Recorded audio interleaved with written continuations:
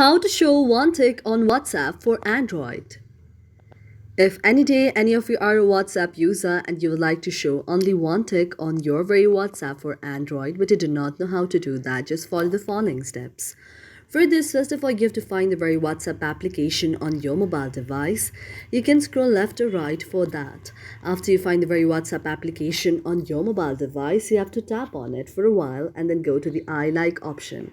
After tapping on the I like option, now you can see an interface like this. After you see an interface like this, you have to tap on the option of notifications. And when you see the option of allow notification, you have to disable it like this and then go back again. Now, after going back, now you have to tap on the option of the data uses here.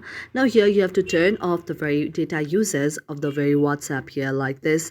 And likewise, you have to go to the option of the next data uses and you have to disable all of those data uses like this.